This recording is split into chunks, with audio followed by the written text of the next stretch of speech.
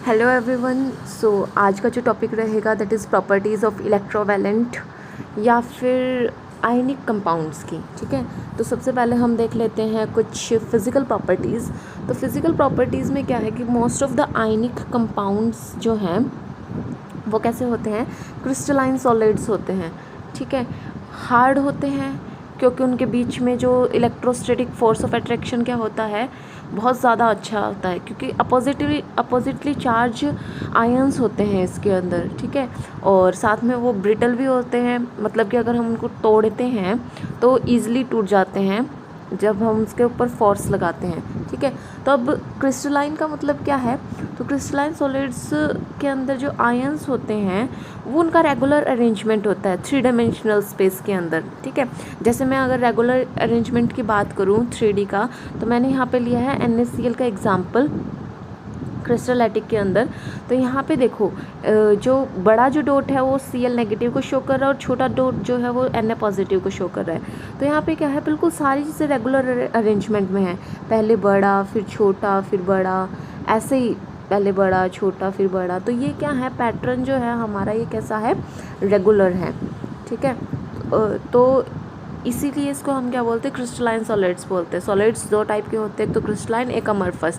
तो उसमें क्या होता है, जैसे कि आपने अगर हम किसी लड्डू को तोड़ते हैं, ठीक है, लड्डू को कट करते हैं, ठीक, तो वहाँ पे क्या होता है, वो क्या बिल्कुल बिल्कुल शेप में कटता है, बिल्कुल शेप में तो नहीं कटता वो, लेकिन कुछ एक चीज़ें ऐसी होती हैं जिनको काटते तो बिल्कुल क्लीन क्लेवेज आती हैं उनकी, तो वो क्रिस्टलाइन सॉलिड होते हैं। ठीक है, उसके बाद है सॉल्युबिलिटी टेस्ट। तो अगर सॉल्युबिलिटी की बात करूँ तो वो वाटर के अंदर तो सॉल्युबल है। क्यों सॉल्युबल है, क्योंकि वाटर हमारा कैसा होता है, पोलर होता है। पोलर का मतलब क्या है कि वो H पॉजिटिव और OH नेगेटिव के अंदर टूट जाता है। ठीक है, और ये जो है सॉल्युबल नहीं होते हैं हमारे ऑर्गेनिक सॉल्वेंट्स के अंदर।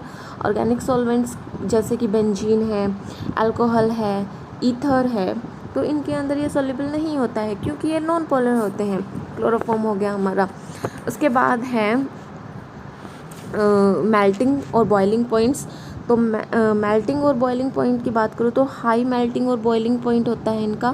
क्यों होता है, क्योंकि आयनिक कंपाउंड के अंदर जो चार्ज होता है वो नेगेटिवली चार्ज होते हैं, अपोजिटली चार्ज होते हैं, सॉरी। तो मतलब एक के ऊपर नेगेटिव है तो दूसरे के ऊपर पॉजिटिव है, तो फोर्स ऑफ अट्रैक्शन जो होता है वो इलेक्ट्रोस्टैटिक फोर्स ऑफ अट्रैक्शन होता है, जो कि बहुत बहुत ज़्यादा स्ट्रॉन्ग इलेक्ट्रोस्टैटिक होता है। ठीक है, तो इसके लिए बहुत ज़्यादा हीट की रिक्वायरमेंट पड़ती है, इनको कट करने के लिए बहुत ज़्यादा फोर्स ऑफ अट्रैक्शन चाहिए होता है इनको तोड़ने के लिए उनके आयंस के अंदर। उसके बाद कलर की अगर मैं बात करूँ तो इनकी करेक्टरिस्टिक है कलर्स के साथ भी, जैसे कि जो मोस्ट ऑफ द साल्ट्स हैं जब उनको फ्लेम के अंदर लेके जाया जाता है तो कोई ना कोई कलर शो करते हैं, वो कलर की कोई ना कोई करेक्टरिस्टिक होती है। जैसे कि अगर मैं NaCl का ही एग्जांपल लूँ तो इसका जब हम ब्लू फ्लेम के अंदर लेके जाते हैं हम उसको बर्नर में, तो इसका जो कलर होता है वो येलो होता है, येलो भी कैसा, गोल्डन येलो। ठीक है, और जो कि सिमिलरली जो पोटेशियम के सॉल्ट्स हैं जैसे KCl हो गया, ठीक है, तो ये जनरली शो करते हैं वॉयलेट कलर शो करते हैं, और जो बेरियम के सॉल्ट्स होते हैं वो जनरली ग्रीन कलर शो करते हैं। ठीक है, उसके बाद इलेक्ट्रिकल कंडक्टिविटी की अगर मैं बात करूं तो सॉलिड के अंदर जो है आयनिक कंपाउंड जो है इलेक्ट्रिसिटी कंडक्ट नहीं करते हैं, सॉलिड्स के अंदर नहीं करते हैं। ठीक है, क्यों नहीं करते हैं, क्योंकि उनका जो फोर्स ऑफ अट्रैक्शन होता है अगेन वो बहुत ज़्यादा होता है, उनके पास कोई आयंस नहीं होता कि वो फ्रीली मूव कर सके। इलेक्ट्रिसिटी तो तभी पास होगी जब आयंस मूव करते हैं। ठीक है, लेकिन जब हम इनको वाटर के अंदर सोल्यूबल करते हैं, ठीक है, जब इनका कोई सॉल्यूशन बनाते हैं तब जो है वो क्या करने लग जाता है, हमने वाटर के अंदर डिज़ोल्व कर लिया आयनिक कंपाउंड को तो उसके अंदर फ्री आयंस बन जाते हैं। ठीक है, तो इसलिए मेल्टिंग और या फिर आयनिक कंपाउंड्स क्या होते हैं, स्प्लिट हो जाते हैं और फ्री आयंस बना देते हैं जब हम उसको मेल्ट करते हैं। तो आयंस क्या करेंगे, इलेक्ट्रिसिटी कंडक्ट करेंगे, तो इसलिए आयनिक कंपाउंड इलेक्ट्रिसिटी कंडक्ट करते हैं एक्वस सॉल्यूशन के अंदर या फिर मोल्टन स्टेट के अंदर।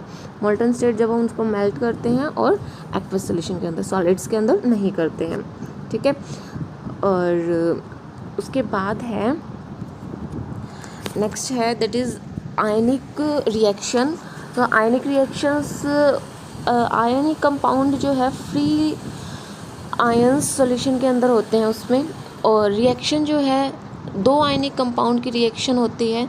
क्यों होती है? क्योंकि अपोजिटली चार्ज आयन जो है ना बहुत जल्दी क्विकली क्या करते हैं, रिएक्शन करते हैं। अगर मैं एग्जांपल लूँ, Ag पॉजिटिव NO3 नेगेटिव, इसकी मैंने NaCl के साथ ही रिएक्शन करवाई है, तो Na के ऊपर पॉजिटिव चार्ज, Cl के ऊपर नेगेटिव चार्ज, तो ये आयंस के अंदर कन्वर्ट हो गया। तो आयंस के अंदर क्या करेगा, फटाफट से ये रिएक्शन करने लग जाएगा। तो पॉजिटिव वाला नेगेटिव के साथ रिएक्शन करेगा तो क्या बन जाएगा, AgCl, ठीक है। और NO3 जो है Na के साथ रिएक्शन करेगा, नेगेटिव पॉजिटिव, तो ये क्या हो जाएगा, NaNO3, ठीक है। तो इस तरीके से क्या बनाते हैं ये, जब सिल्वर नाइट्रेट रिएक्ट करता है सोडियम क्लोराइड के साथ तो क्या बनाता है, सिल्वर क्लोराइड के प्रेसिपिटेट्स बनाता है और सोडियम नाइट्रेट बनाता है, ठीक है। तो हमने आयनिक कंपाउंड क्या होता है वो देख लिया, और उनकी प्रॉपर्टीज़ क्या क्या हैं वो देखा है। So that's all for today, thank you.